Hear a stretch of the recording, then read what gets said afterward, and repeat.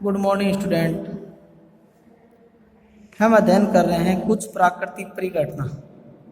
किसका अध्ययन कर रहे हैं? कुछ प्राकृतिक परिघटनाएं होती हैं, जैसे आप दैनिक जीवन में देखते भी हैं कि सुबह मौसम कैसा होता है, दोपहर में मौसम बदल जाता है, फिर शाम को मौसम में बदलाव आ जाता है। कभी आंधी, कभी तूफान, कभी बादल बन जाते हैं, कभी बादल बनते नहीं। तो आप देखते हैं कि इस प्रकार की घटनाएं क्यों होती हैं? क्योंकि जो मौसम होता है इसमें क्या है, जैसे तापमान है, आर्द्रता है, जलवायु है, ये सभी घटक समाहित होते हैं। तो उसमें हम पढ़ते हैं जैसे वर्षा है, बाढ़ है, चक्रवात है, भूकंप है, ज्वालामुखी है, ये सभी क्या हैं? प्राकृतिक परिघटनाएं। क्या है? प्राकृतिक परिघटनाएं हैं। जैसे ये पेन है, और इस पेन को यदि हम सूखे बालों में या पॉलीथीन के ऊपर इस प्रकार घर्षण कराते हैं तो ये आवेशित हो जाता है। इसके ऊपर क्या आ जाता है? एक वस्तु पर इस पर आवेश और इस कागज पर दोनों पर क्या आ जाते हैं? आवेश आ जाते हैं। एक पर तो ऋण आवेश आ जाता है और एक पर क्या आ जाता है? धन आवेश। जब हम किसी विपरीत पदार्थ, प्रकृति के पदार्थ के पास इसको यदि कागज की टुकड़े के पास ले जाते हैं तो ये उसको क्या करेगा?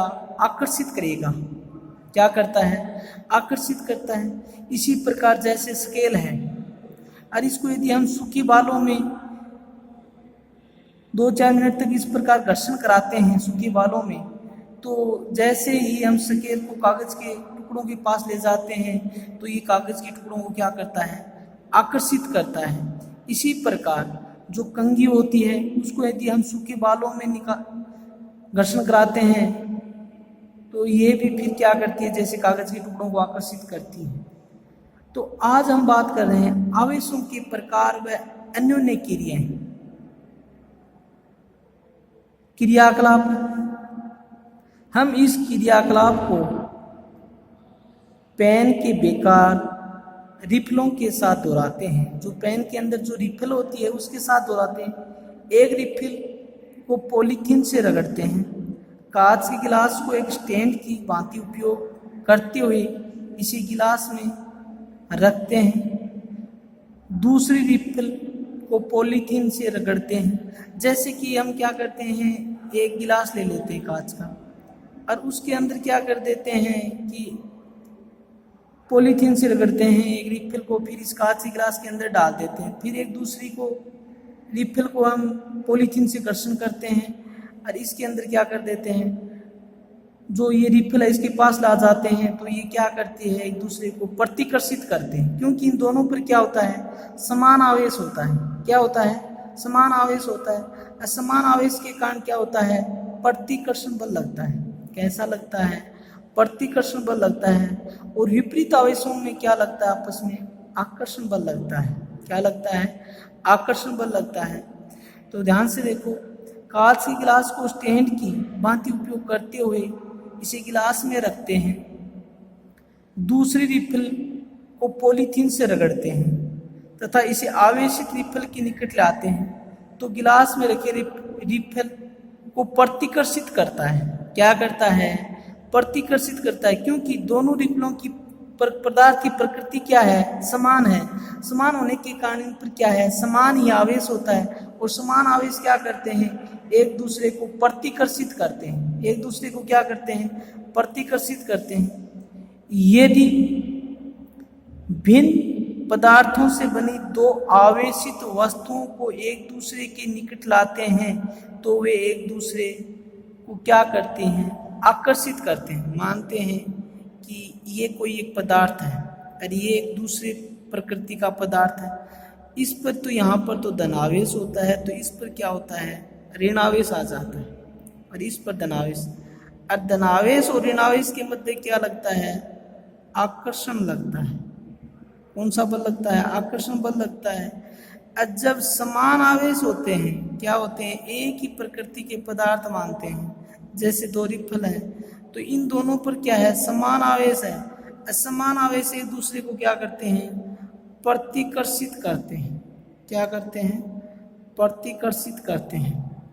तो ध्यान से देखो, एक रिफिल को पहले की भांति रगड़ कर धीरे से गिलास में रखते हैं। इस रिफिल के निकट एक फूला हुआ आवेशित गुब्बारा लाते हैं।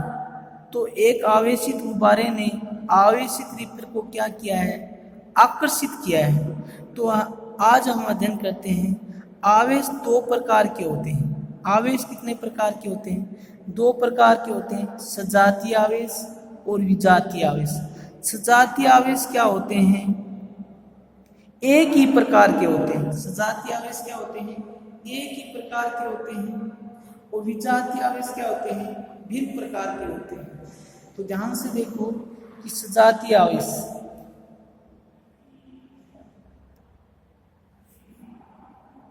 सजातीय आवेश, सजातीय का अर्थ होता है एक ही प्रकार के आवेश। ये एक दूसरे को क्या करते हैं? प्रतिकर्षित करते हैं। यदि एक वस्तु है उस पर धनावेश है तो दूसरी वस्तु पर भी क्या है? धनावेश है। तो ये आपस में क्या करेंगे? प्रतिकर्षित करेंगे। क्या करेंगे? प्रतिकर्षित करेंगे। विजातीय आवेश, विजातीय का अर्थ होता है भिन्न प्रकार के आवेश। विजातीय आवेश एक दूसरे को क्या करते हैं? आकर्षित करते हैं। जैसा कि आप जानते हैं कि जो चुंबक होती है इसके दो पोलर होते हैं, दो ध्रुव होते हैं। एक तो होता है नॉर्थ और एक होता है साउथ पोलर। जो नॉर्थ पोलर और नॉर्थ पोलर के मध्य क्या होता है?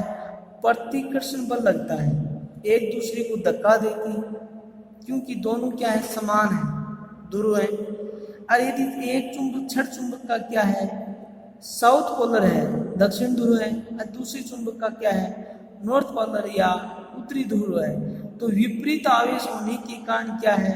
उन दोनों के मध्य आकर्षण बल लगता है, जिसके कारण चुंबक क्या आ जाती है? पास पास आ जाती है। तो इसी प्रकार ये सजातीय आवेश और विजातीय आवेश।